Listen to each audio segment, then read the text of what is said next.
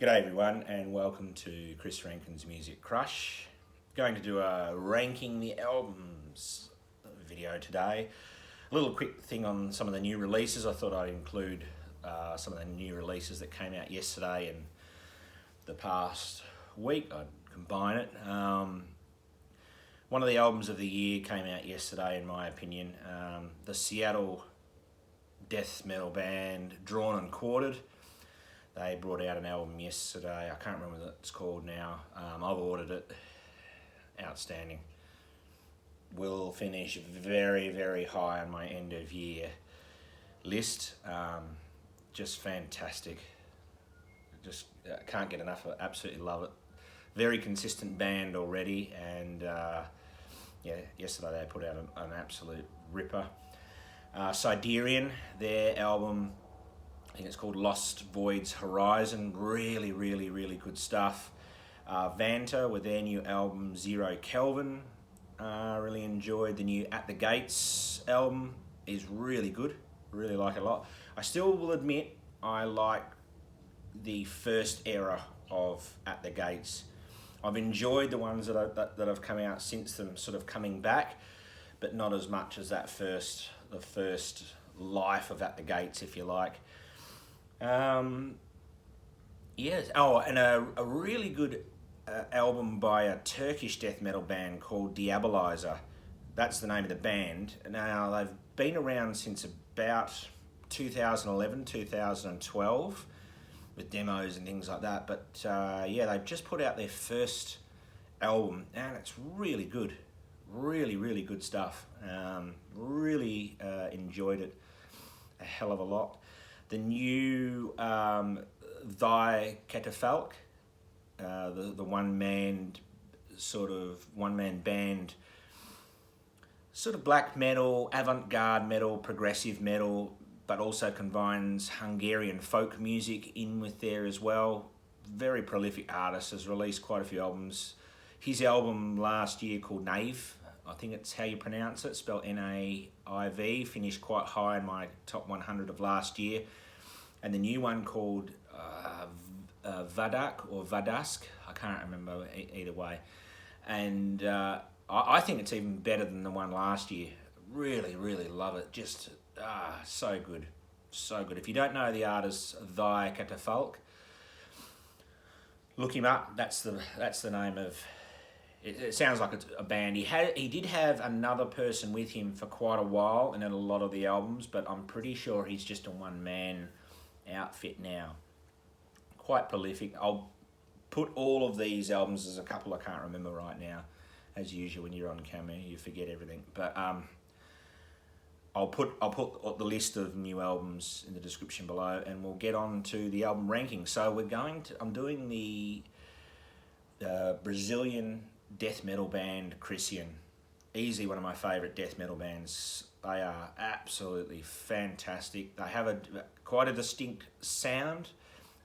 Being from Brazil, they add in some of those flavours of South America, and that's not to say they sound, they don't sound anything like, when I say that, you might think they're gonna be like the Roots era of Sepultura, and then some of that sound that was Soulfly as well. Not like that at all. Just the guitars sound a little bit different. Not all of their albums, but their best albums, the ones that are really outstanding, are very catchy.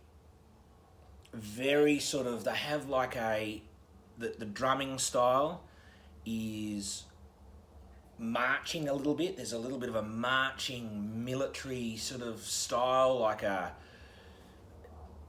just there's something about it that's quite different. If you hear a Krisiun song, it's almost always you can go, oh, that's Krisiun. Whereas, I love death metal a lot, you know that.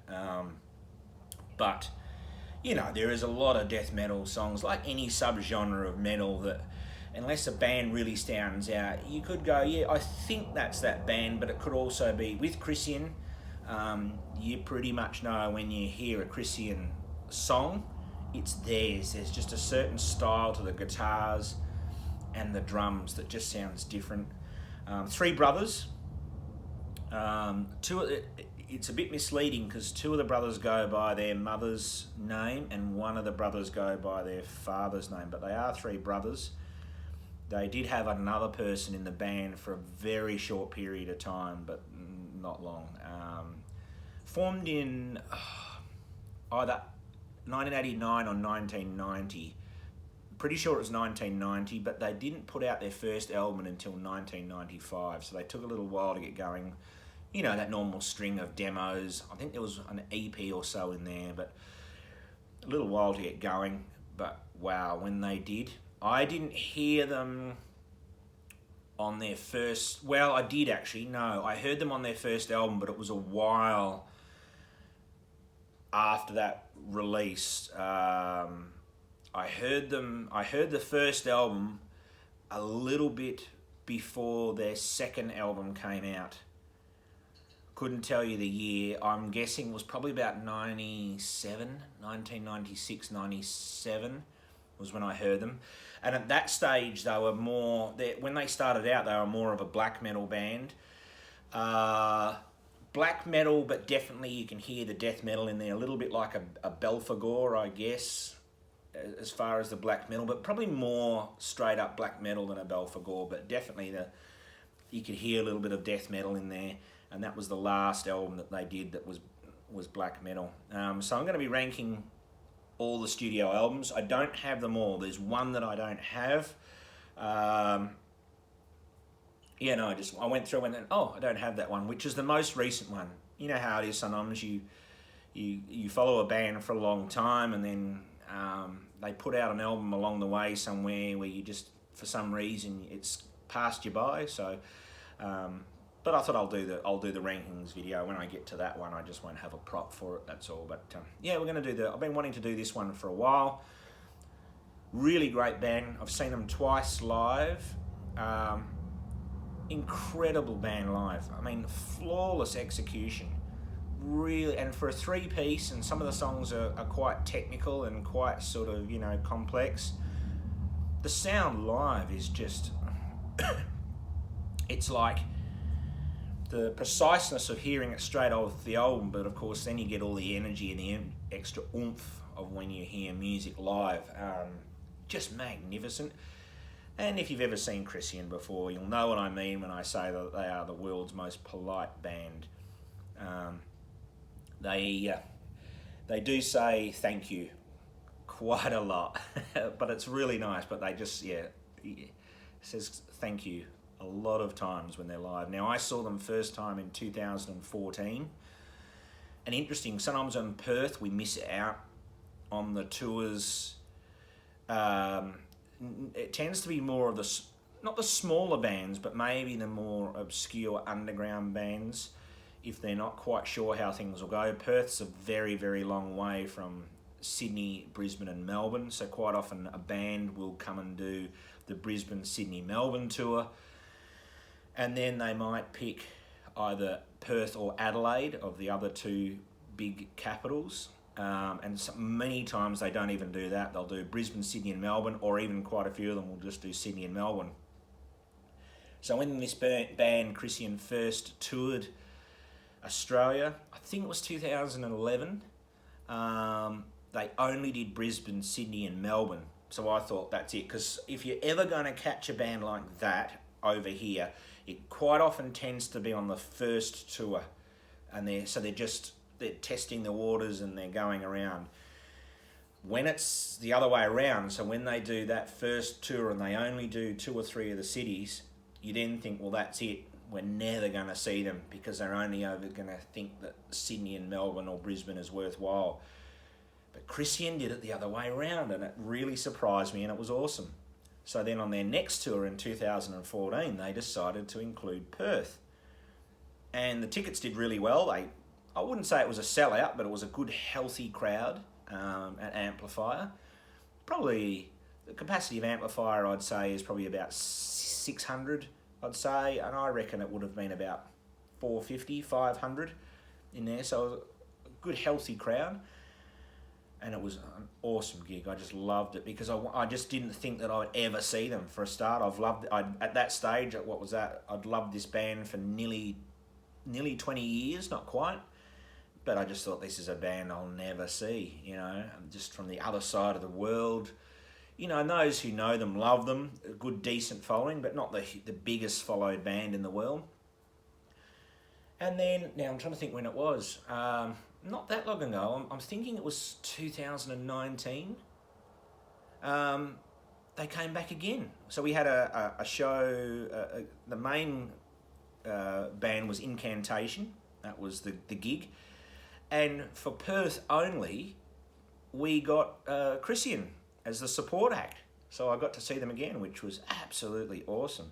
So I've now, a band that I thought I'd never see, I've actually seen them twice now. And if you ever see them coming to your town, even if they're the support act, which underplays them a little bit. I mean, they're a fantastic band and they're quite big. It's just that they're not very well known, if you know what I mean. Those that know them love them, and but if you see them on as a support act or like a mini fest somewhere, definitely check them out. They are so good, extremely good band. Anyway, I've given you a good long intro story to them, and we'll get started on the rankings. So they've done 11 studio albums so far.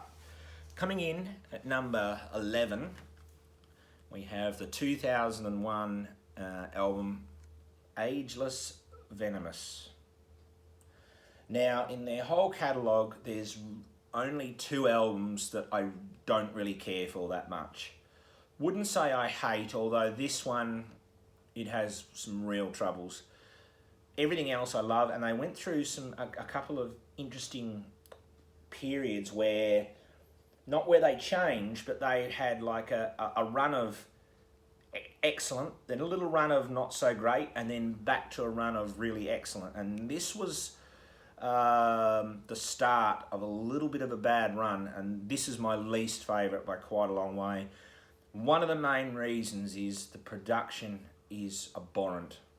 It is terrible. I don't know whether the songs, for me, it's hard to even sort of think if I like the songs or not, because the production is just not good.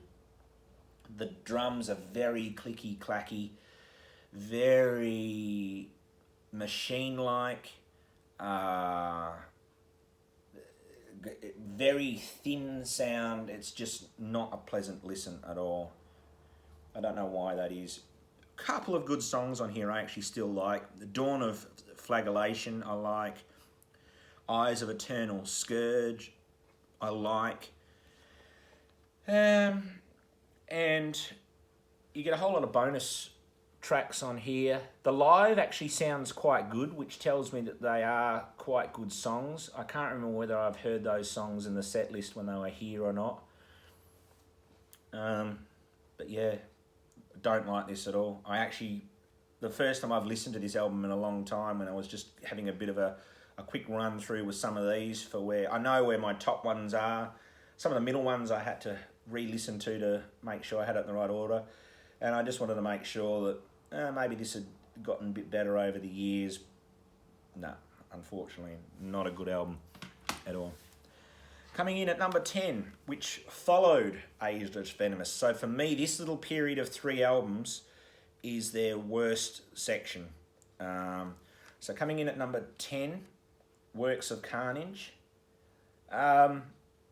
Production a bit better on this. I just don't think the songs are that great. I don't know why. This was 2003. Once again, you get a massive number of bonus tracks on there. You know, it's okay, but there's 2 albums that I really don't like so much, and this is the other one. It's okay. Ethereal World is fantastic. Best song on this album by an absolute mile. Love it. And Sentinel of the Fallen Earth is pretty good too. Actually, that's a good pick there. You can see the boys on the back there. There they are. Yeah, as I say, this followed up Ageless Venomous, and this 2-album period is their worst by a mile. Absolute worst by a mile. And then the next one that followed got a bit better, got quite a bit better, and started to pull them out, and I like this album quite a bit. It's definitely where it should be in the rankings, but I do like this album quite a bit, and I enjoy listening to this album. Those other two, I don't really pull them out much and just play of my own accord. In fact, I think this was the first time I've played those albums in a while, just so I could have a bit of a re-listen for doing the ranking. But coming in at number 9, Bloodshed, a 2004 album. Bit of a dark cover. There are some covers I've seen that have been lifted a fair bit with the colour, but there's still not much going on in the cover. 2004 album, so this came after Works of Carnage, and things were getting quite a bit better again, and then after this is when they have probably their best run, in my opinion. The very early run and the next run coming up is amazing. But this is a good album. This is a very good album. Kind of raw and nasty. There's a little bit of the debut album sound on here. Not much, but of all the ones other than their black metal debut, this one's got a little bit of that sound on there. Maybe they thought after the last two that weren't very good, maybe they thought they'd go back to the basics a little bit. Favourite songs on here: Slain Fate, Hateful Nature, Visions Beyond, Servant of Emptiness is absolutely fantastic. I just love that song very much. Yeah, not a bad album at all. Not a bad album at all. If I was to give it a rating, I'd probably give it sort of 7.5 out of 10. So a decent album. Ageless Venomous, the bottom one for me, is almost unlistenable. I know that sounds terrible, but it is. And I don't know, maybe if they re-recorded or remixed it or something, it might be better, but I don't know, the songs don't really stand out either, so I don't know. Coming in at number 8, Forged in Fury. This came out 2015. It had been 4 years since they had done an album when this one came out. So one of the longer periods. I think that is the longest period without an album.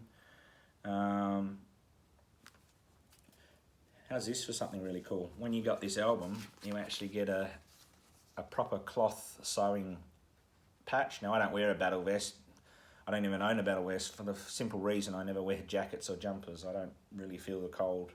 But yeah, I think that's really cool. Nice digipack. You get the booklet in there, but you get the patch. Good album. Very, very good album. Probably their most accessible album, I would say, overall. Even the most recent one, which is the one I don't have a prop for, Scourge of the Enthroned. But yeah, a good album.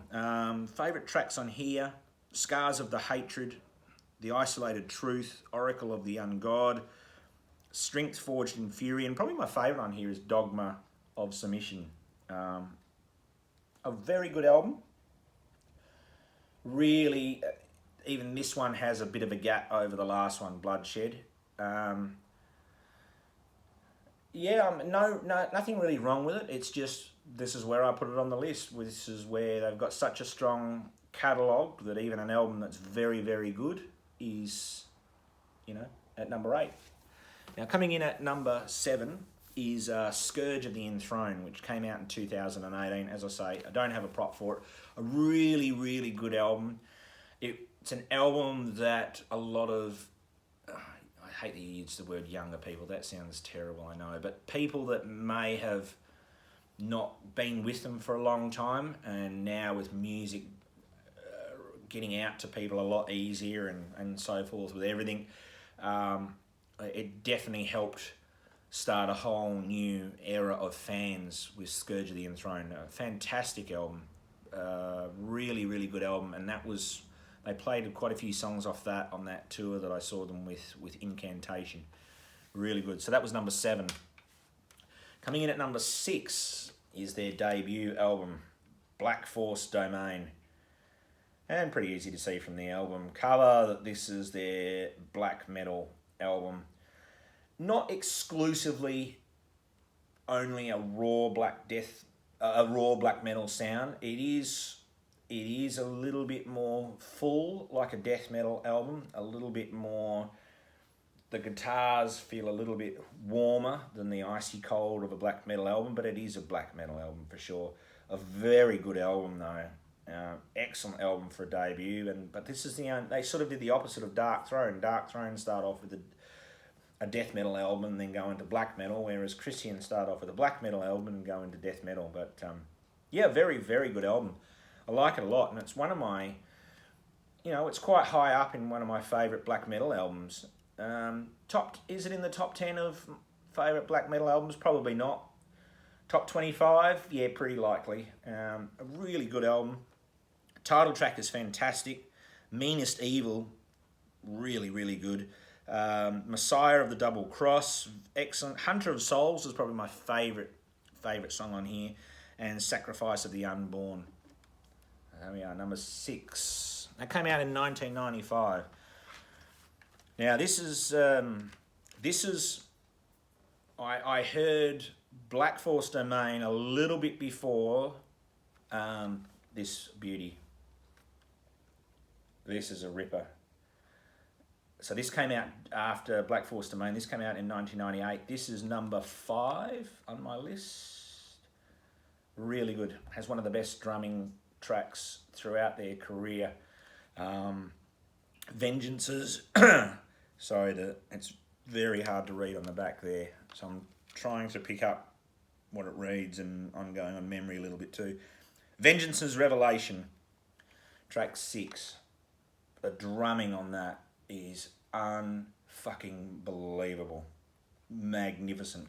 Other songs I love on here, Kings of Killing, Apocalyptic Victory, Aborticide, 1998, so this is their second album, coming in at number 5. Really, really good album. Really good album. So it's part of the first run. They had a run of 3 albums to begin with that is really good. One of their best albums is in that section.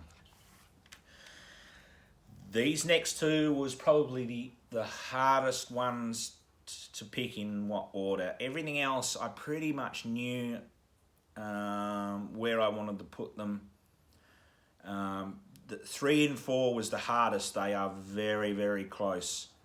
Very close. And yeah, I don't really know why. I kept thinking what I had for number 3 was just right. But there's not much separating. They're both 9.5 out of 10, both albums. So coming in at number 4, have the album Assassination. Brilliant album. This came out after Bloodshed, so after that 3 album period of not greatness, although Bloodshed was pretty good. This started a run of 3 albums that they were absolutely could not do wrong. Forged in Fury was very good, which came out after this run of 3, and then Scourge and Enthroned after that. Very, very, very good indeed. But this run of 3 albums is magnificent. So this came out in 2006. Brilliant album. Sounds good. Memorable tracks. The guitars are heavy. The drumming is excellent. So many great songs on here. Incredible songs. United in Deception, Natural Genocide, Vicious Wrath, Bloodcraft, Refusal. I mean, I can pretty much just go down the whole list there and reel off all the songs. Making of a great album, I think, is when there's just, you have some albums you love very much because they've got 4 or 5 of your favourite songs. There are some albums that just you can put on let rip all the way through, and you don't have to move. It's just awesomeness all the way through. So yeah, number 4. And this one just beat it. I just like it just a little tiny bit more. Coming in at number 3, we've got Southern Storm with that awesome album cover. Fantastic. I think this is the golden era of Krisiun. in my opinion. The early first three, there's one in there that you'll see that finishes second, was awesome. But this, for me, this is my favourite era of Krisiun. So this came out 2008. Their 8th album over all. Oh, there's a better shot. A bit easier to see. There's the boys on the back, if I can get rid of the glare. The three brothers from Brazil. I can't remember the city or the town that they're from in Brazil. No, I can't remember. Amazing album. I love this album from absolute head to toe. Contradictions of Decay is brilliant. It's one of their best songs they've ever done. Just sounds a little bit different to the rest. Extremely catchy. It's got hooks in it. Of course, they do a cover of Refuse, Resist, the Sepultura song. But it's a lot of songs, 13 songs on here. But you know what? It doesn't feel long. Everything is just so solid. There's no point on telling you all the songs I love on here because I'm just going to reel off a list of every song on here, basically except for the cover, and that's just because I'm not a big fan of covers at all. Sounds like Refuse Resist, but heavier, like a death metal version of it, quite a bit heavier. Minotaur is brilliant. Twisting Sights, Slaying Steel. I mean, how can you go wrong with a title like that, Slaying Steel? Sons of Pest, brilliant, absolutely brilliant. But Contradictions of Decay, check out that song off there. It comes in at number 3. Coming in at number 2, I know some people, I've got a couple of friends are going to be, oh, Chris, no, come on, for putting this number 2, but I think number 1 deserves it, and I know many will agree with me also. But coming in at number 2, number 2 and number 1 are pretty close, but number 2 is never going to overtake number 1 because they're both great as far as the whole, but my favourite album is number 1 because there's 4 tracks on there that are easily my favourite Krisiun songs of all time. So that's what takes it over this one. This is an outstanding album. It's utter perfection. So is number 1, but there's 4 songs on there that I absolutely love. But anyway, number 2, Conquerors of Armageddon. Sometimes you see it written as Conquerors of Armageddon. Then on the spine, it's different again with The Conquerors of Armageddon. So Conquerors of Armageddon or The Conquerors of Armageddon. This is their 3rd album. And that's what was so weird about Ageless Venomous, because Ageless Venomous came out after this. So this is their 3rd album, and you're thinking, wow, this band's really on fire. This is something good. And then they had that terrible little period after this. But I know quite a few people have this as their favourite Krisiun album. Fantastic artwork again. Generally, they have good artwork on their albums. Brilliant song. Album. Absolutely brilliant. Messiah's Abomination. Incredible. The title track, Conquerors of Armageddon. There is just so much good on this. 10 out of 10. Can't beat this at all. Love it to bits. That's their number 2. That was released in 2000. Does it say it on here? It'll be so small, I can't read. No, I'm going to take too long if I try and find it. On this interesting label too, not all of their albums, but there are quite a few released on the Icarus on the back there. Icarus. Well, I don't think all of their albums are released on Icarus. I could be wrong. No.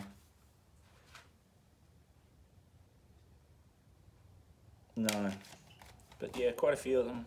Oh yeah, I can see through here. Quite a few on the Icarus label. Coming in at number 1, if you know me and you know me well, you'll know how much I absolutely adore this album. This is one of my favourite metal albums of all time. Would it be in the top 10 of favourite metal albums of all time? No, it's a pretty crowded room. Top 25 metal albums of all time? Yeah. no doubt about it. And it has one of my favourite metal songs of all time. Not just death metal, one of my favourite metal songs of all time.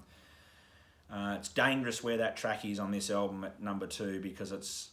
I wish it was at the end of the album, because sometimes I find it hard to get past it because I love it so much. When I saw them in 2014, I was begging, please, please, please play this song live. And they did. And the people all around me my good friends around me were looking at me like, yeah, you're all good now, aren't you? And I because I just couldn't stop smiling, and I had goosebumps and everything. I just love that song so much.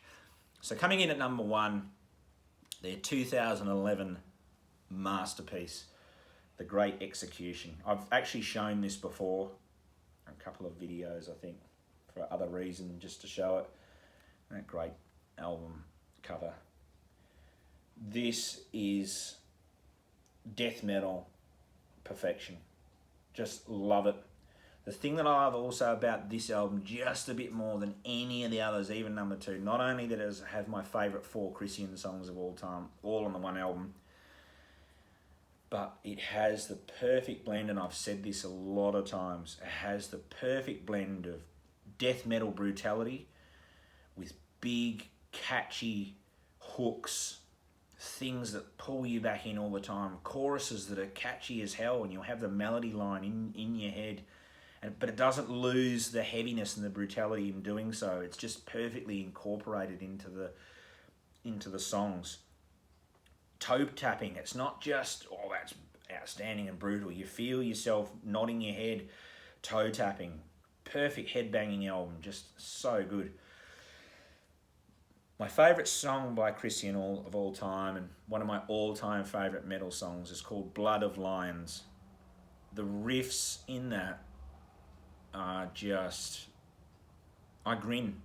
I've heard that song 500, 600, 700 times, and I still grin like a little kid coming into a toy store with a $500 spending voucher. Every time I hear it, it's just... it gets me every time. The riffs in that, there's a melody in there, there's a hook, there's a chorus, an actual chorus that you can really get on top of, brilliant. Still mean, don't worry about that. It's mean enough to kick sand in your eye at the beach and then steal your ice cream, that's for sure, but so memorable. The other songs I love on here, The Will to Potency. I think there was a music video for that from memory, which is the opening track on there. The title track, The Great Execution, outstanding.